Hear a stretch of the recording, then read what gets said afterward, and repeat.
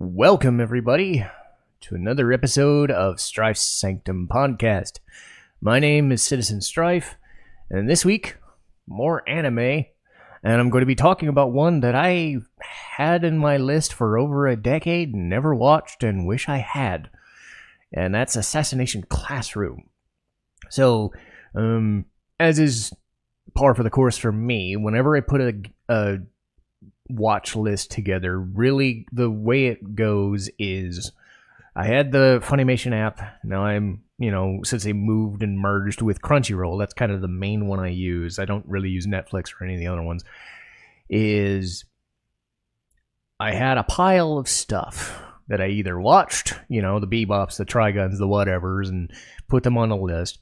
But then I just dumped a whole bunch of stuff I wanted to watch, tried a bunch of stuff, and as things go on and seasons go, and now that, new seasons crop up every while, I wait for, dub episodes and things to happen, and they go, and they filter on, and the list just piles up and piles up and piles up, and then a lot of the stuff on the lower end is just like, am I ever going to get to it? The stuff that I listed forever, and then things just never coalesce, or I just never get around to something for one reason or another. And sometimes that happens, and I'm looking for a show, and if I'm looking for something new, I look in and go, okay, what's the explanation? Okay. And I knew this was a comedy. I saw this at a convention, 5 or 6 years ago, give or take, and I saw like an episode of it, but I never dove deep into it, and I kind of regret not doing so. This is one of those shows that, like, sometimes you'll see a show that is good and then gets better or gets worse, or something that starts bad, gets worse, gets better. This is one of those that stays the course. It starts very good, ends very good, and it's always going to be good. And you kind of know what you're in for the entire show. And remember, this is like 40, 50 episodes, so you do have to be aware of that. I really am happy that I dug this from my backlog, because it was always kind of just sitting there waiting. And I'd heard about it, and then when people on Reddit or whatever heard that I was going to do it, I got some good comments on it, and they're like, yeah, that was a good one. I really liked it, and I really did. Because there's just something about comedy that works, and comedy that sits there and says, we can be comedic and yet still have some drama when it counts, because it's the characters that matter. And I've said this about other games and anime. I'm into characters now, because there's only so many stories you can tell, or there's only so many styles of backstories and journeys and whatever. It's what is that character dealing with? What are the circumstances that the character, do I want that person to succeed or fail?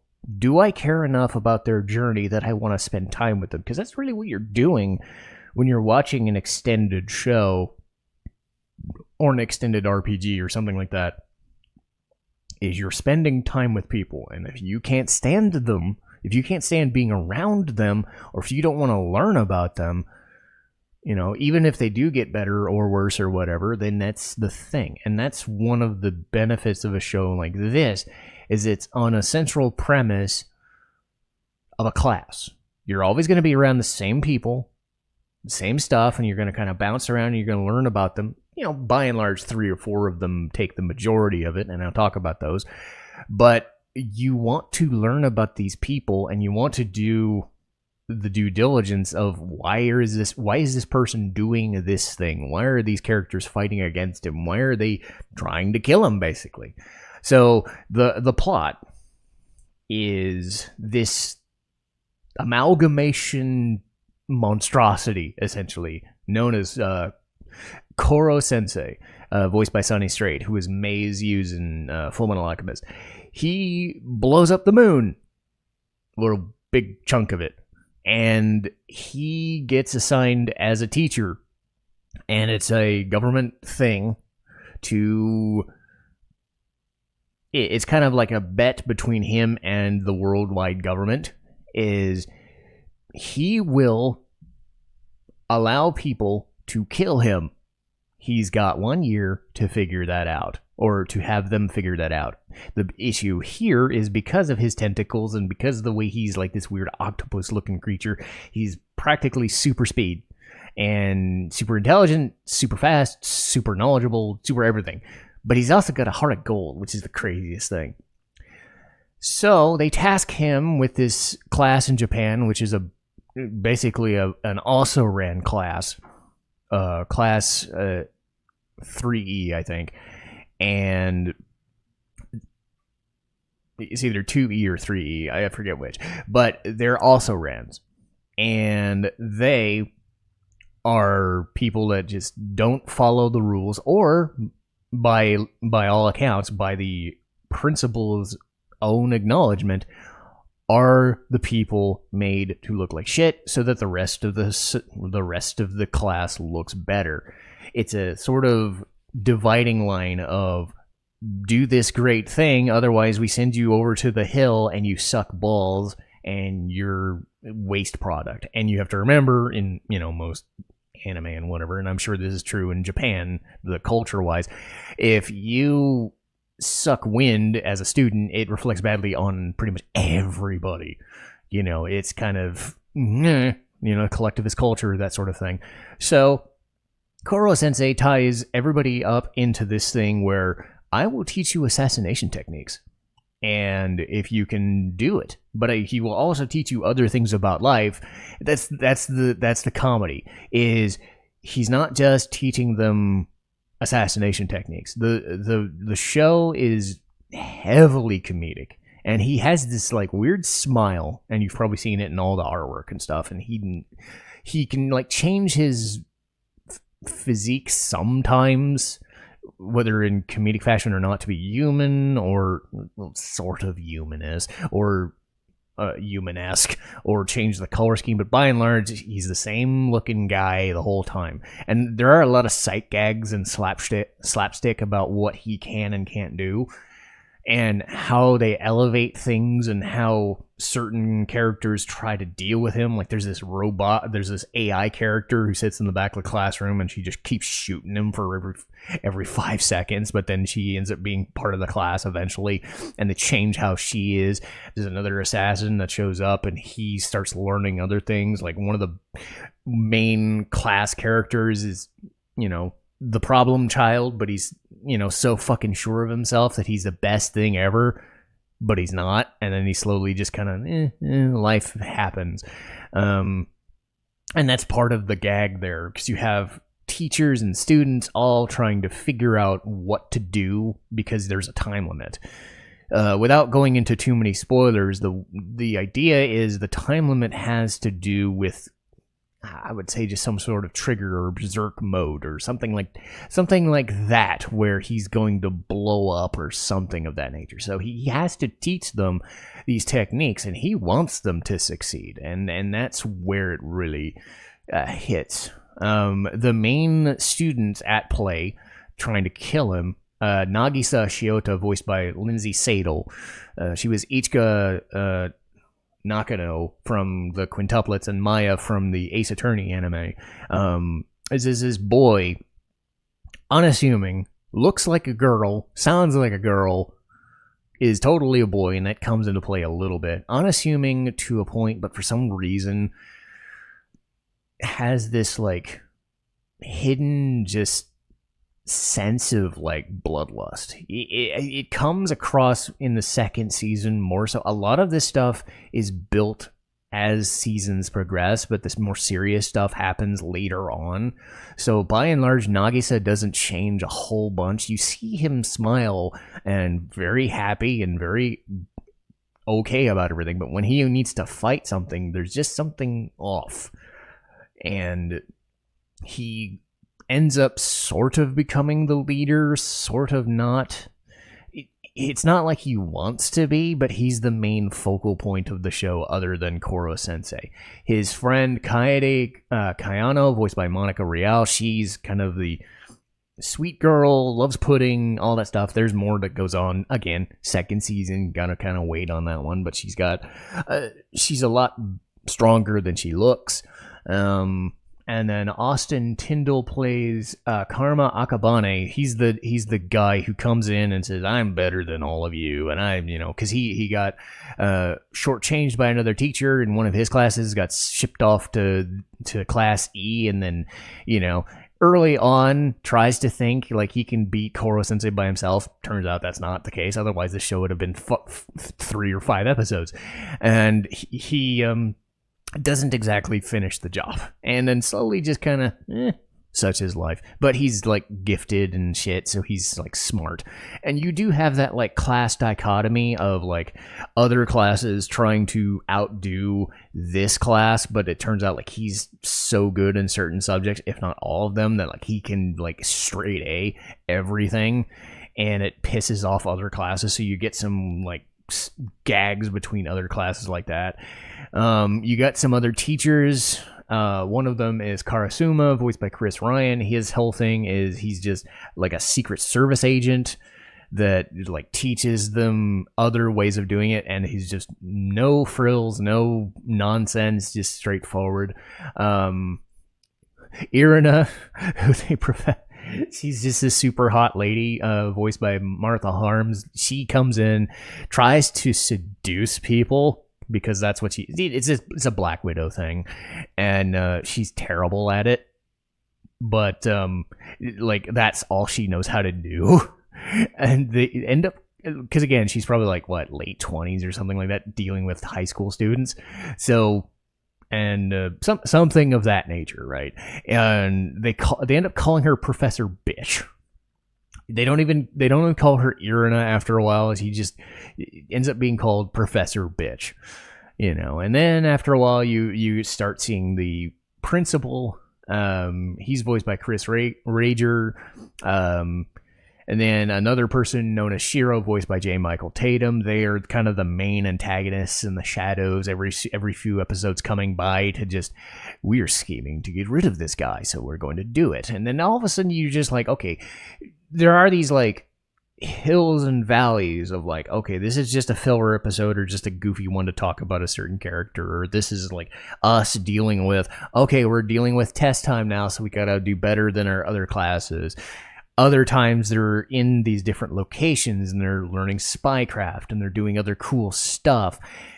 And you're learning about like what these characters, how these characters tick. And the biggest thing is that Koro Sensei is trying to teach them life skills, because nobody else will. Nobody wants to teach Class E anything because it's like a lost cause.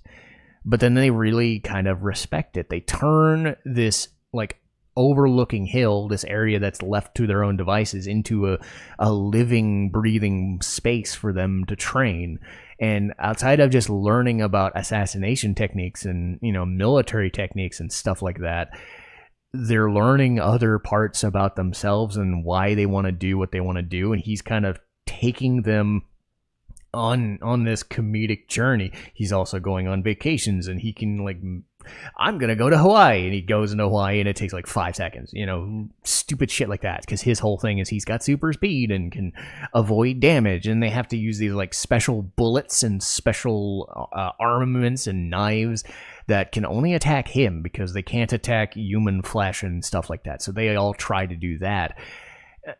By and large, it's kind of cool. Every so often, every few episodes, they'll come up with these cool, like, if this person goes and does this thing, then they will do this, and then this plan does this, and he finds a way around it.